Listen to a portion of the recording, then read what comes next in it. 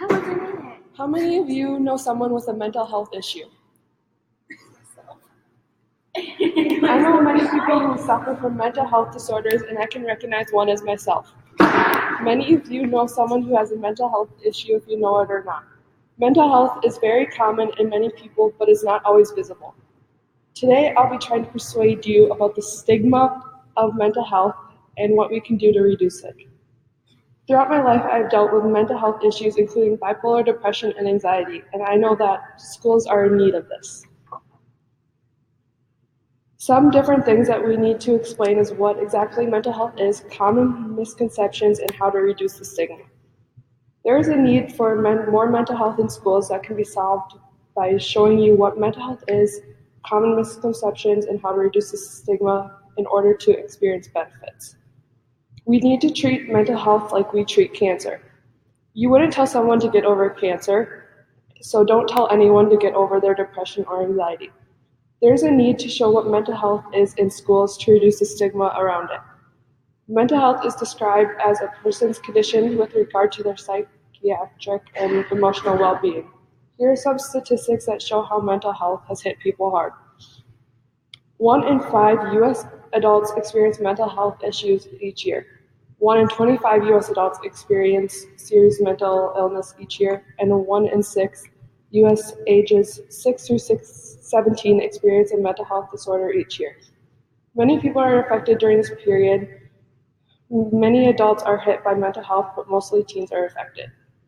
An estimate 26% of Americans ages 18 and older, about 1 in 4 adults, suffer from a diagnosable mental disorder in a given year.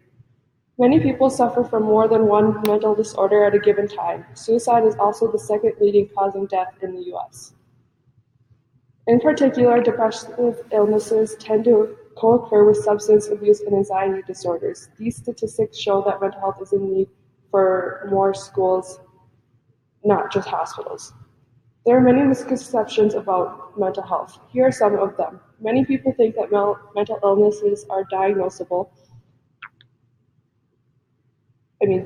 especially people who are connected with drugs, alcoholism, and those who deal with mental health that can cause a person to freak out.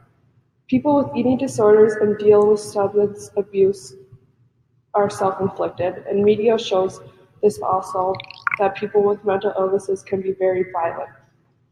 This study shows that media portrays that mental health can be violent.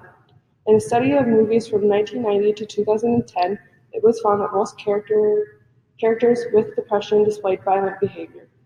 1/3 of these violent characters displayed homicidal behavior, and a quarter committed suicide. This reinforces stereotypes about mental illness. The last misconception is that drugs are the only way to treat mental health. This is not entirely true. Many people do not believe in medications, and some people do. Meds can be helpful for treating people with mental health conditions, but it depends on the person's history. There are many ways that you can treat a person's mental health. This includes going to therapy one-on-one or group therapy, which I did group therapy. Any of these can be helpful if you're dealing with mental health issues. These misconceptions led to discrimination, leads to less treatment, increased feelings, and failure to get treatment. People need to start reducing the stigma around mental health. There are many ways that we can do this to reduce the stigma. These include having more education in schools, talking openly about mental health, and try to be understanding of those with a mental health illness and be willing to learn. Talking openly about mental health is important. Just sharing on Facebook mental health stuff is helpful. If it just helps one person, that is very worth it.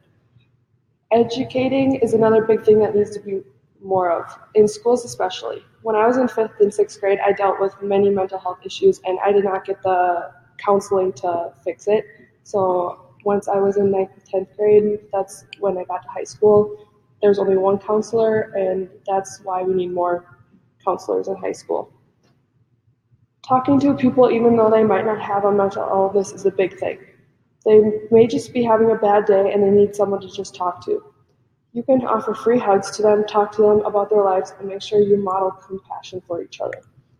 There are several benefits for showing kids what mental health is and how to reduce the stigma. One benefit would be more people knowing that mental health is an important thing to study and know more about it. If people know about mental health, there would be less bullying. Another benefit would be that you would manage stress easier.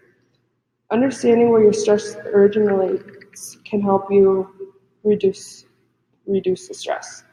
Under, uh, if you are in school and you are being taught about mental health, it will most likely help you in the long run. The last benefit would be eating right and people being less obese. Making the right nutrition choices can affect your mental health. A new study by the UK's Mental Health Foundation suggests that poor diet has played a role in significant increase in mental health problems over the past 50 years. Mental health professions point out that good eating habits are vital for people wanting to optimize the effectiveness of and cope with possible side effects of medications used to treat mental illnesses. These benefits show that we are in need of more mental health throughout the country. In conclusion, the stigma on mental health harms those around us, causing the idea of having a mental illness to be shameful or embarrassing. Despite the stigma around it, there are ways we can reduce the stigma. We need to treat more mental health like any other illness.